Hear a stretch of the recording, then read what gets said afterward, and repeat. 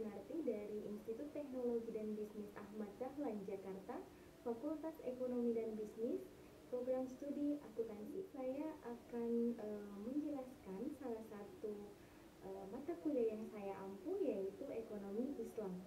Ekonomi Islam itu sendiri merupakan mata kuliah wajib untuk program studi akuntansi maupun manajemen. Mata kuliah ini memiliki mata kuliah prasyarat, yaitu pengantar ilmu ekonomi. Adapun SKS-nya adalah 3 SKS. Deskripsi dari mata kuliah ini adalah Ekonomi Islam merupakan salah satu mata kuliah yang dirancang untuk memberikan pemahaman yang komprehensif terkait dengan prinsip-prinsip, konsep, serta aplikasi ekonomi Islam di dalam industri. Capaian pembelajaran lulusan yang dibebankan kepada mata kuliah yaitu CPMK, mahasiswa mampu memahami dan menerapkan prinsip-prinsip dasar ekonomi Islam dalam konteks akuntansi dan bisnis. Mereka dapat menganalisis perbedaan antara sistem ekonomi Islam dengan sistem ekonomi konvensional, serta mengidentifikasi produk-produk keuangan Islam dengan tepat. Selain itu, mahasiswa mampu mengembangkan solusi bisnis yang etis sesuai dengan prinsip syariah, sehingga dapat berkontribusi pada pembangunan ekonomi yang adil dan berkelanjutan secara bertanggung jawab. Untuk mencapai CPMK tersebut, di sini ada 9 sub CPMK, di mana sub CPMK pertama membahas terkait dengan konsep-konsep dasar ekonomi Islam. Kemudian sub CPMK kedua adalah memahami menjelaskan terkait dengan sistem keuangan ekonomi Islam. Kemudian yang ketiga adalah memahami terkait dengan instrumen keuangan Islam. Kemudian yang keempat adalah memahami serta menjelaskan aplikasi akuntansi syariah di dalam industri. Kemudian sub CPMK yang kelima yaitu terkait dengan etika bisnis dalam Islam. Kemudian yang ketujuh adalah terkait dengan manajemen keuangan Islam. Yang kedelapan adalah terkait dengan pemasaran dalam ekonomi Islam. Dan yang terakhir adalah mahasiswa mampu mengidentifikasi, menganalisis, serta mengevaluasi isu-isu kontemporer terkait dengan ekonomi Islam. Kemudian, adapun metode pembelajaran yang kami lakukan di dalam kelas yaitu ceramah, kemudian diskusi kelompok, juga presentasi studi kasus, baik itu secara kelompok maupun secara individu. Terdapat 2 sumber referensi. Yang pertama yang merupakan referensi utama berupa buku dari Antonio Muhammad Syafi'i, judulnya Bank Syariah dan dari Teori ke Praktek. Kemudian Capra, The Future of Economics and Islamic Perspective. Kemudian Adi Warman Karim, Ekonomi Islam 1 Tinjauan Makro. Kemudian Muhammad Abdul Manan terkait dengan ekonomi Islam, teori dan praktek. Adapun referensi pendukungnya berupa standar akuntansi syariah, baik berupa standar internasional maupun standar nasional, yaitu berupa SAK. Kemudian artikel-artikel ilmiah terkait dengan ekonomi Islam untuk mengkaji isu-isu kontemporer. Kemudian fatwa-fatwa DSN MUI yang terkait dengan ekonomi Islam. Di kampus ITB Ahmad Dahlan terdapat 2 metode, yaitu metode luring dan daring. Ketika metode luring saya menggunakan notebook dan LCD proyektor, kemudian memaparkan materi dengan menggunakan PowerPoint sebagai medianya. Sedangkan untuk metode daring saya menggunakan Zoom Meeting dan Google Meet. Dan adapun penilaian atau asesmen dalam mata kuliah ini, bobot penilaiannya dibebankan kepada masing-masing sub CPM. Dan adapun baiklah, untuk mengetahui ilustrasi pembelajaran kami di dalam kelas, selanjutnya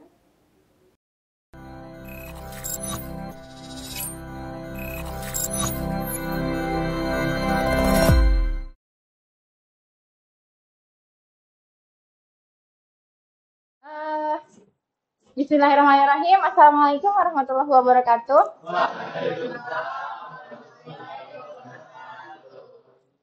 Bagaimana kabarnya teman-teman semua? Alhamdulillah. Kita akan membahas terkait dengan pengantar dasar-dasar ekonomi Islam. Tapi sebelumnya saya ingin ngecek teman-teman semuanya hadir? Hadir, ada yang tidak hadir? Coba cek sebelah kanan kirinya. Ada. Oh. Kira-kira teman-teman ketika mendengar atau membaca kata ekonomi Islam, apa yang terlintas di pikiran teman-teman? Ada yang mau berpendapat? Apa? Boleh silakan.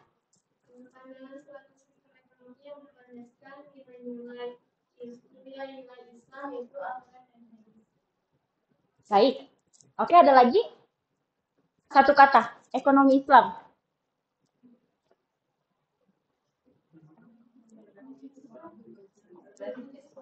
Oke, berbasis Islam. Ya, jelas ya.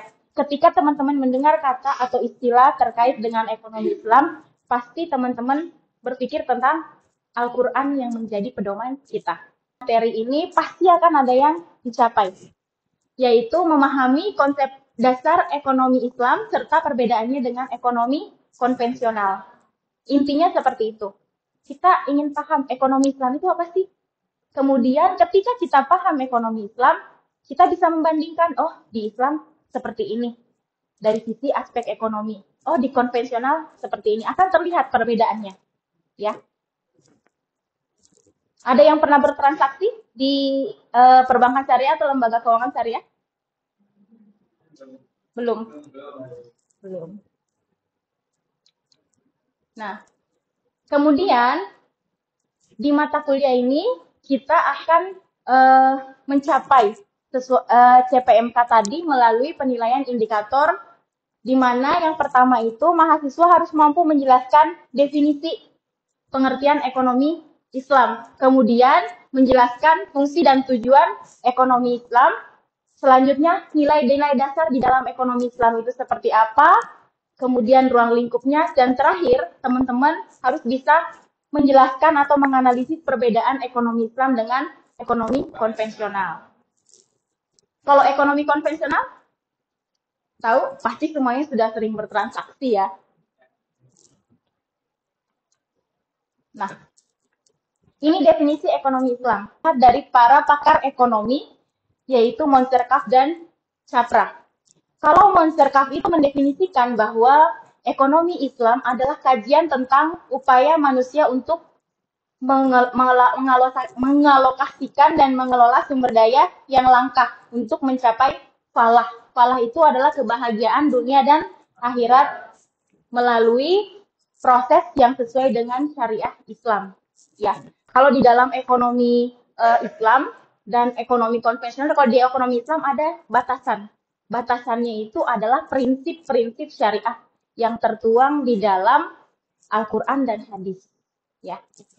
Kemudian sehingga dapat kita simpulkan bahwa ekonomi Islam itu adalah ilmu yang mempelajari masalah ekonomi yang berlandaskan pada ajaran dan prinsip-prinsip yang terdapat di dalam Al-Quran dan hadis. Apa tujuannya? Tujuannya adalah untuk mencapai kesejahteraan ekonomi yang adil dan berkelanjutan dengan jelas memperhatikan aspek moral dan spiritual.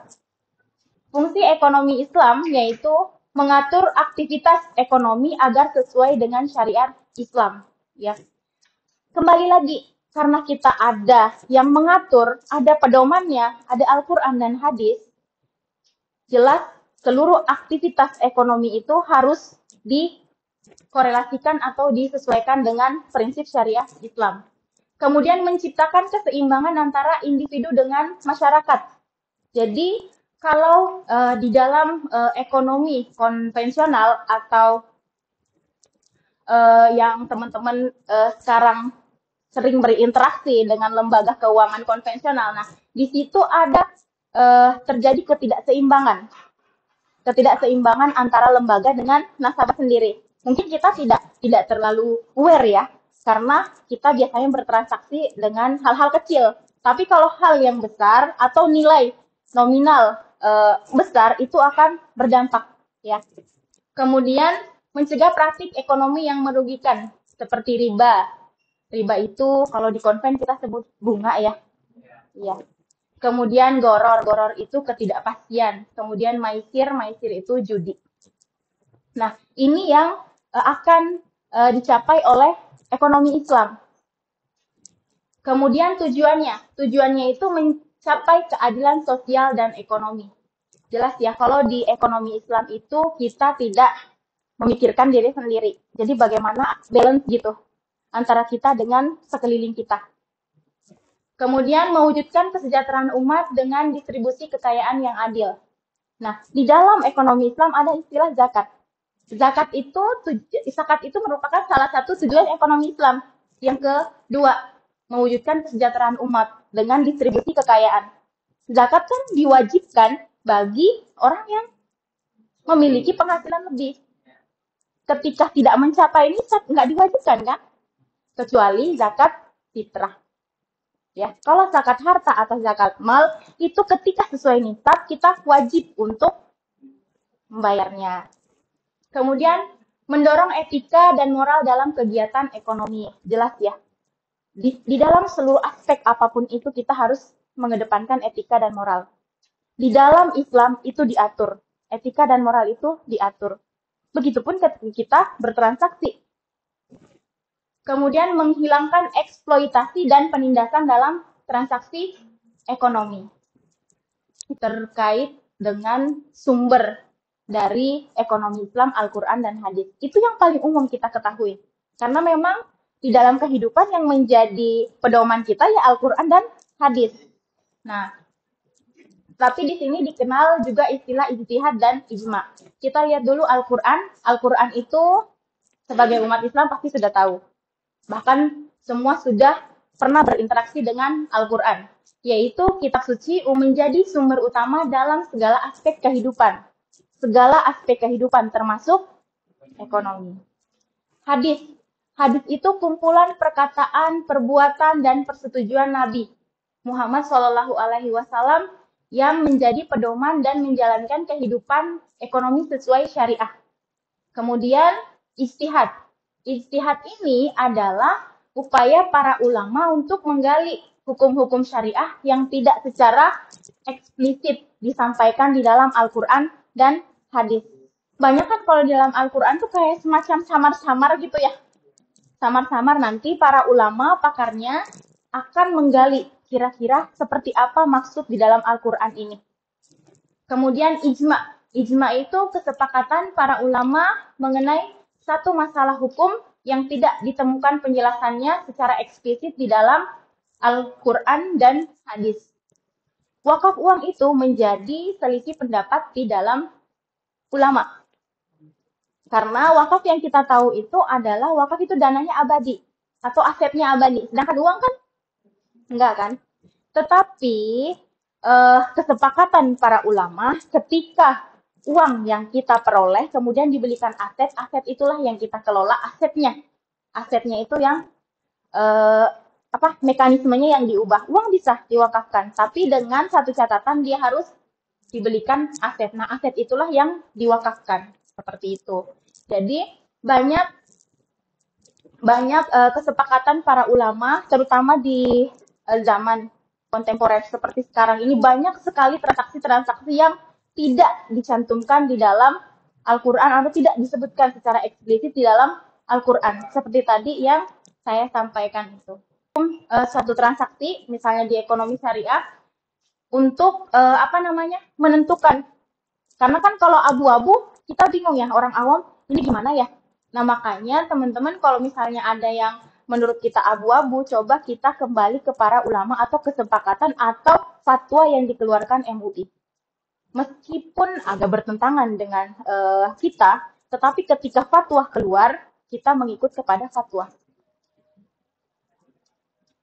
Ini perbedaan ekonomi Islam dan ekonomi konvensional. Yang pertama, saya bacakan aja ya. Filosofi dasar.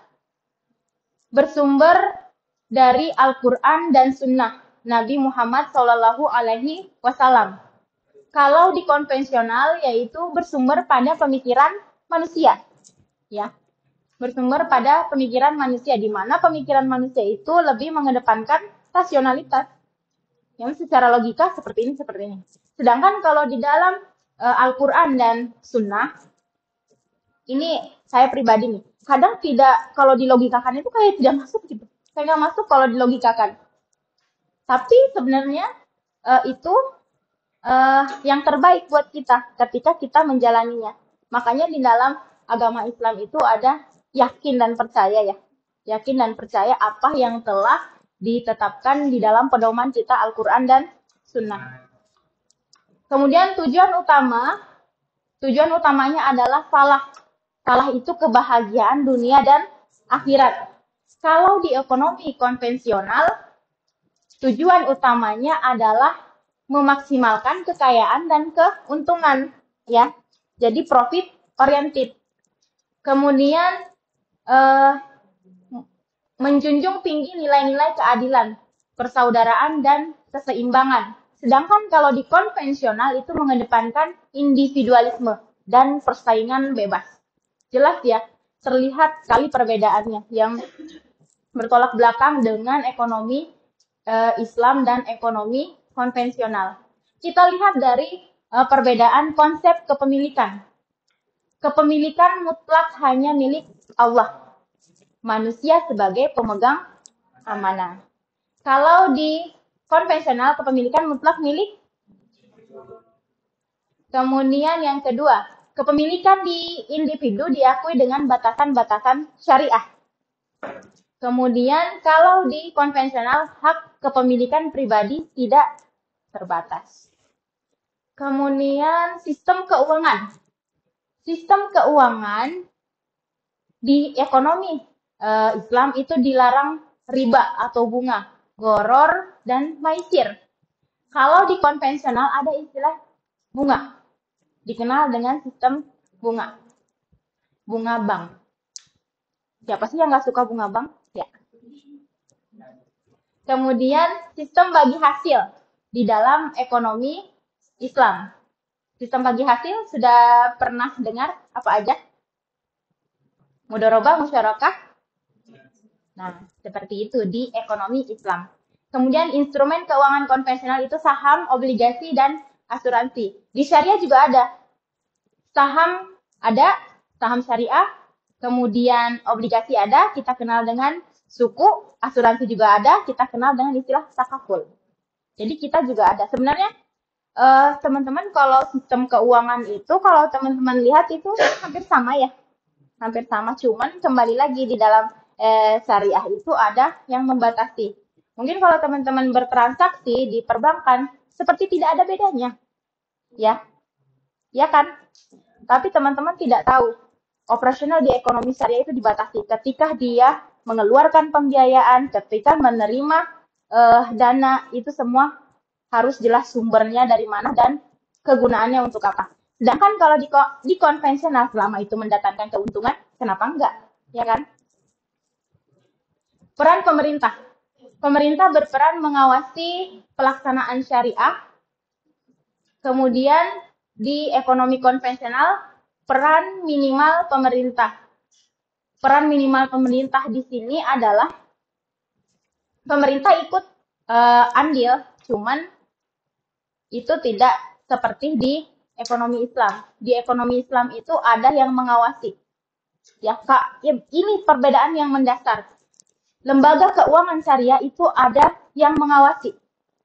Ada istilah DPS, ya, Dewan Pengawas Syariah. Kalau di konven kan tidak ada ya. Tidak ada yang mengawasi karena memang orientasinya itu selama mendatangkan keuntungan, kenapa enggak? Sedangkan kalau di syariah, kenapa DPS itu dihadirkan? Karena DPS akan menilai apakah operasional lembaga keuangan syariah itu tidak melanggar prinsip-prinsip syariah atau sudah sesuai dengan nilai-nilai Islam. Mungkin teman-teman tahu Bank Muamalat ya. Bank Muamalat kan tagline pertamanya itu murni syariah. Ketika dia ditemukan melanggar salah satu prinsip syariah, akhirnya berubah tagline menjadi pertama syariah. ya. Karena memang di lembaga keuangan syariah itu memang diatur, dia harus mengikuti prinsip-prinsip syariah.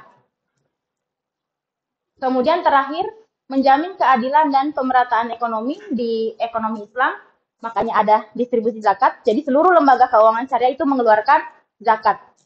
Kemudian intervensi pemerintah hanya jika terjadi kegagalan pasar. Ya. Ada yang ingin ditanyakan sebelum saya tutup? Ya. Silakan Mbak Winda. Gimana sih mekanisme bagi hasil untuk lembaga keuangan syariah? Kemudian apakah beda dengan bunga yang ada dalam lembaga atau perbankan konvensional? Baik, terima kasih Mbak Winda. Yang ditanyakan Mbak Winda itu intinya perbedaan antara mekanisme bagi hasil dengan sistem bunga bank di bank konvensional. Karena kalau di bank syariah kan kita sebenarnya bagi hasil ya. Yang paling umum ketika ditanya bedanya apa sih bank syariah sama bank konven? Di bank konven itu ada bunga, kalau di syariah bagi hasil. Padahal sebenarnya kenyataannya selain bagi hasil di syariah juga ada istilah margin, ada istilah ujro, tergantung akadnya.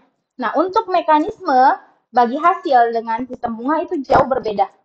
Ya, kalau di bank syariah ada bagi hasil. Bagi hasil itu diambil berdasarkan kesepakatan nisbahnya, diambil berdasarkan kesepakatan antara nasabah dengan pihak perbankannya. Nanti ditetapkan nisbahnya atau persentasenya persentase pembagian keuntungan berapa persen, ya. Nanti disepakati, kemudian mekanisme pembagiannya itu ketika nasabah untung atau perbankan untung, maka keuntungannya akan dibagi berdasarkan nisbah, ya. Dibagi berdasarkan nisbah. Ketika tidak ada keuntungan berarti tidak ada, iya. Kemudian ketika terjadi kerugian selama bukan kelalaian nasabah tidak akan menanggung.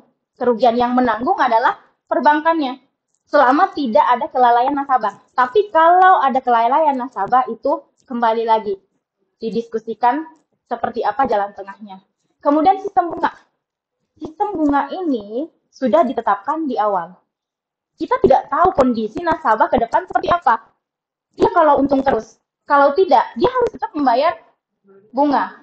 Itu akan menzolimi pihak nasabah. Sebaliknya, ketika lembaga keuangan tidak memperoleh keuntungan, dia harus tetap membayar bunga bank kepada nasabah. Secara langsung akan menzolimi lembaga keuangannya karena tidak ada keuntungan. Ya, kalau bagi hasil tadi kan tidak ada yang dizolimi. Nah, salah satunya itu perbedaannya. Ada lagi? Sebelum kita tutup, mungkin satu orang. Silakan Mbak Siti. Ada kata sunnah riba ya Bu. Mungkin mengapa riba ini dilarang dalam Islam? Ya, ini paling umum ya. Mungkin hampir semuanya juga bertanya kenapa sih riba dilarang dalam Islam? Ada yang tahu? Dosa? Ya benar dosa. Kan itu jelas-jelas di dalam Al-Quran ya. Haram. Ahalallahul baya wa harama riba. Jadi ya udah. Samina wa atona ya. Ketika kita dilarang ya udah berarti nggak boleh dilakukan. Nah, secara umum riba itu yang tadi terkait dengan sistem bunga itu akan menzolimi salah satu pihak. Kalau riba, ya karena ada penambahan dari jumlah pokok dan itu sudah disepakati di awal. Ya, beda halnya ketika teman-teman memberi ucapan terima kasih dalam bentuk tunai ya. Pasti ini riba nggak ya ketika saya ngasih lebih? Selama tidak diperjanjikan di awal, kelebihan itu insya Allah tidak riba. Selama tidak diperjanjikan di awal. Misalnya ini saya pinjam ke Mbak Winda nih misalnya. Mbak Winda ini saya pinjam 1 juta yang ntar saya balikin, saya nambahin deh 100.000. Nah itu masuk kategori riba. Tapi kalau misalnya, Mbak Winda ini saya balikin pinjaman saya 1 juta. Ini ucapan terima kasih, alhamdulillah saya ada keuntungan. Insya Allah itu tidak riba. Nah seperti itu. Selain itu juga, selain menzolimi salah satu pihak, itu nanti akan terjadi eksploitasi. Karena di dalam riba itu ketika kita, yang tadi saya sampaikan ya, ketika sistem riba atau ketika transaksi mengandung unsur riba, secara nggak langsung di situ akan ada unsur goror yang masuk. Ya, karena kita nggak tahu ke depan bagaimana keadaan kedua belah pihak. Apakah akan sama ketika melakukan akad atau tidak? Ya, jadi ada unsur-unsur gharar yang tidak disarankan atau tidak atau melanggar prinsip syariah. Mungkin itu ya teman-teman semua. Insya Allah kita akan ketemu teman-teman di minggu depan terkait dengan sejarah ekonomi syariah. Kita lihat bagaimana ekonomi syariah di zaman Rasulullah, sebelum Rasulullah, kemudian ketika zaman Rasulullah, terakhir nanti setelah Rasulullah, zaman Rasulullah. Hingga saat ini, yang mungkin sekarang banyak perkembangan yang mungkin tidak ada aturannya di dalam pedoman kita ya, Al-Quran dan hadis. Tapi berkat ulama dan para pakar ekonomi Islam, akhirnya hukum-hukumnya bisa dikaji dengan baik.